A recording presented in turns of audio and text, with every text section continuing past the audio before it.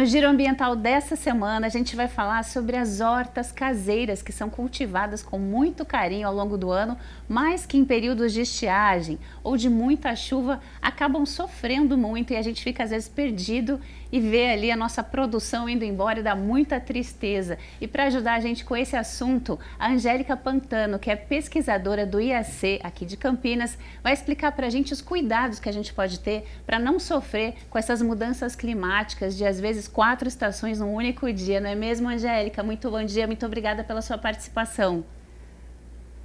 Bom dia, eu que agradeço pela participação.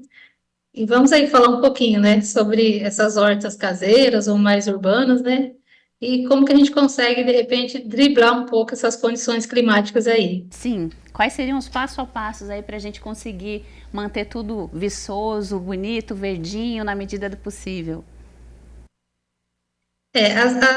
Principalmente as folhosas, né, que a gente mais cultiva, são alface, almeirão, rúcula. Essas hortaliças, quando a gente vai comprar no supermercado, a gente não sabe como consumidor, mas o produtor, ele tem diversas variedades que ele compra a semente ou a muda. Então, quando ele vai comprar, ele já compra essas mudas ou essas sementes definidas para qual época do ano que ele vai plantar. Então, algumas variedades suportam mais calor, outras suportam mais o frio, e para a gente no supermercado é sempre igual, mas o produtor ele sabe isso. E o que acontece quando a gente tem essas condições climáticas adversas é que de repente ele se preparou para um período de inverno e a gente não teve praticamente inverno esse ano. Ou ele trocou essas cultivares, né, essas variedades que ele está usando para um período mais quente, e de repente teve aquela semana mais fria e acontece que pode ter perdido também, ou sofrer um pouco de danos, né? Então a gente tem que tomar todo esse cuidado desde o começo, no preparo do solo, independente se é uma área grande ou uma área menor, tem que levar em consideração a fertilidade do solo primeiro, porque é assim que começa. Ele tem que preparar, a gente fala que é o berço onde as plantas vão ficar. E depois pensar no que ele vai plantar e como ele vai manter isso, né?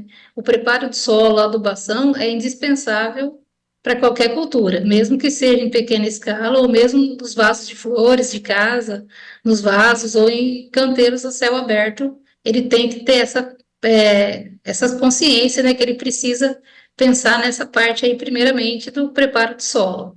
A gente chama de berço também, né?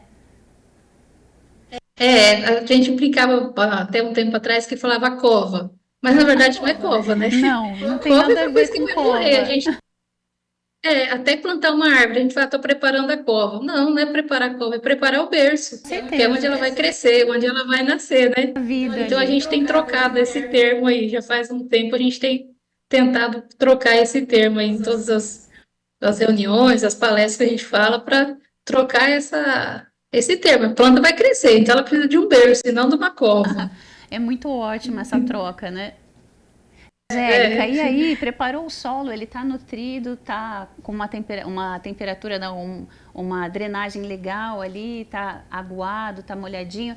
Aí o que a gente vai pensar o próximo passo? É se está na sombra ou se essa planta vai ficar numa isso. área de sol, como é que é? Normalmente, uma horta ela precisa de sol, né? A maioria das hortaliças ela precisa de sol pleno, ou pelo menos o máximo de período de sol, né? Uma horta que ela está numa área sombreada, por exemplo, ela não consegue, porque a planta ela precisa de sol para fazer a fotossíntese para se desenvolver. Então, se ela está numa área sombreada, sombreada que eu falo assim, embaixo de árvore, por exemplo, ou que vai ficar o máximo do dia com sombra, as plantas vão ficar compridas. Então, elas ficam, a gente fala que é estioladas. Então, fica com o pescoção, até o alface fica assim, ele fica com umas folhas mais compridas e fica, não é uma planta desejável, né? Então, ela não se desenvolve bem. E, então, principalmente isso, uma área que tenha sol e o máximo de sol possível. E aí, pensando no sol, a gente tem que levar em consideração a irrigação. Como que ele vai fazer? Se ele vai irrigar, se é uma área maior, ele tem um sistema de irrigação. Hoje a gente consegue ter sistema de irrigações de vários valores, né, vários preços, desde o próprio de casa mesmo, que ele pode usar uma mangueira normal, um aspersor que ele coloca na ponta da mangueira e espeta, como se fosse um espeto no solo, e essa água é distribuída devagar, não diretamente com mangueira. Mas também muita gente faz isso. Se é uma horta caseira, um espaço pequeno, molha com regador ou molha com uma mangueira com uma ponta, né, um esguicho para a água não ir diretamente com muita força. Então, são duas coisas que ele tem que ver. Esse preparo do solo, se esse solo está bem drenado, se está fofinho, essa adubação, né, para preparar ideal, e em seguida como que ele vai molhar essa planta, como que ele vai irrigar. Então, hortas maiores já existe um sistema de irrigação, eles colocam um sistema de irrigação, geralmente é temporizado com um timer que vai irrigar sozinho, depende, liga lá no horário que ele já está pré-estabelecido. Mas se é uma horta caseira, ele tem que pensar nisso também.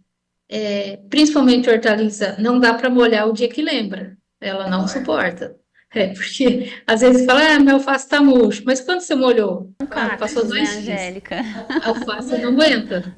Não é um A cactus, alface né? não aguenta, não aguenta ficar tanto tempo para planta assim, é 1 ou 2 dias, não é nem uma semana já perdeu tudo. Então não é uma planta que você consegue viajar de repente e deixar a sua horta lá. E os horários Então a de gente tem que rega? pensar nisso. Os horários, tem um horário melhor, assim, para fazer essa rega? Quando você fala hortaliças, inclui também os temperos, que são coisas bem comuns que as pessoas gostam de Sim, cultivar, né? sim, são plantas mais sensíveis, né, que a gente fala. Algumas, tipo almeirão, manjericão, alecrim, eles crescem e viram um arbusto. Então, essas aí, elas até suportam menos água do que um hortelã, por exemplo. O hortelã, ele precisa de água constante, talvez até dia sim, dia não, mas num sol pleno, ele vai necessitar de água. Morango também é uma cultura que é fácil você ter em hortas, e principalmente as folhosas, né? Salsinha, cebolinha, alface, almeirão, couve. Essas são mais sensíveis ainda à falta de água. Então, o ideal seria molhar logo pela manhãzinha ou no final do dia, porque daí se você conseguir molhar do período da tarde mais para o final, como já está diminuindo o sol, seu solo vai ficar úmido até o outro dia. Mas a gente vê que muitas vezes é necessário molhar durante o dia, porque às vezes ele molha num dia, no final do dia, mas no outro dia, tipo 2 horas da tarde, as plantas estão murchando, porque tá muito quente. Se ele não tem um solo bem preparado, se ele não tem uma camadinha ali de matéria que a gente fala de mulching, que é o que segura essa umidade no solo, ele vai secar. E aí ele secando rápido, e é uma camadinha muito, muito baixinha, é coisa de 10 centímetros, a raiz está ali. Então, secou isso aí, a planta já começa a murchar. Então, precisa que estar sempre atento. Então, às vezes, uma vez só no dia, olhando, não é o suficiente. E a forração, então, que é o mulching, né, que você falou, ele acaba sendo Isso. uma via que vai ajudar aí para manter o solo minimamente úmido ali ao longo do dia, né? Essa forração, queria que você explicasse para a gente, para quem for fazer em casa, né? E queria saber se a serragem de café também pode ser usada. Pode sim, pode ser serragem de café, palha de arroz, palha de madeira, restos de poda que tem, folhas secas, né? E alguns, quando é uma horta um pouco maior, pode usar até um plástico. Existem uns plásticos já específicos para isso, que você forra o canteiro e ele já vem com os furinhos. Então, você forra o canteiro com esse plástico e aí você vai plantar a mudinha já dentro desses buraquinhos aí. Então, a planta cresce ali, a raiz dele vai para baixo e a parte de cima fica inteira para fora do plástico. Então, esse plástico, ou mulching que a gente fala, né, tanto pode ser plantas secas ou mesmo verde. Tem gente que usa uma forração diferente, quando é orgânico, principalmente, que eles não deixam o solo totalmente livre. Coloca uma planta menor ou deixa mesmo uma planta daninha do porte baixo cobrir esse solo para o solo não ficar totalmente nu. Isso aí segura um pouco a umidade, porque a incidência do raio solar ela bate e aí quando ela volta tem uma camadinha ali. Então ela já não vai direto no solo, esse raio solar não vai direto no solo e ele esquenta, essa evaporação é menor, porque ela não consegue sair se está no plástico. Se está em plantas, tem que tomar cuidado com o tipo de planta que você vai colocar. Porque de repente você coloca uma planta que ela vai usar mais água também. Então, ao invés dela proteger, ela ajuda a tirar mais água do solo porque ela também está trabalhando, ela também está com seus processos fisiológicos igual a hortaliça que está plantada ali. Então, esse é um item que tem que ficar. Então, se puder colocar uma camadinha de uma planta morta, é bom, porque ela não está tirando água do solo, né? Ela protege de entrar esses raios solares. Angélica, são muitas dúvidas, eu mesma aqui ficaria um tempão te perguntando, então eu queria que você deixasse um contato para gente, quem estiver assistindo e quiser te perguntar, tirar mais dúvidas, é possível? Sim, pode escrever a gente tem por e-mail, eu recebo e-mail também. O e-mail é angelica.pantano@sp.gov.br. E também pelo Instagram, @Angélica Pantano. Então, a gente às vezes coloca dicas lá, ou mesmo no campo, que a gente está no campo e vê alguma coisa, a gente também coloca algumas coisas lá. Mas pelo e-mail, pode me mandar que eu respondo, é um prazer. Muito obrigada, Angélica, pela sua participação, por compartilhar esses detalhes tão importantes, né? Fico feliz em poder participar e para a gente é um prazer, né? Às vezes são instruções tão simples, mas para a gente que está no campo é simples, mas para quem está começando, aí faz muita diferença e ajuda bastante. Com certeza. Muito obrigada, Angélica.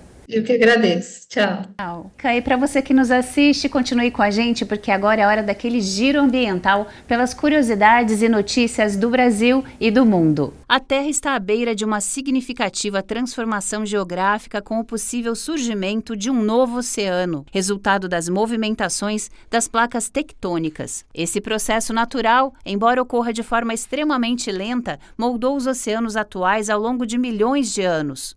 A atividade tectônica não se limita à formação de oceanos. Ela também cria vulcões, montanhas e cânions, esculpindo continuamente a paisagem terrestre. O Mar Vermelho, por exemplo, formou-se devido à separação entre Oriente Médio e a África. Previsões científicas indicam que intensas atividades sísmicas no Golfo do México poderão eventualmente separar a Califórnia do continente norte-americano, resultando na formação de um novo oceano na região. Além disso, há estimativas de que um novo oceano pode surgir entre Uganda e Zâmbia, atualmente países sem acesso ao mar, abrindo novas rotas marítimas.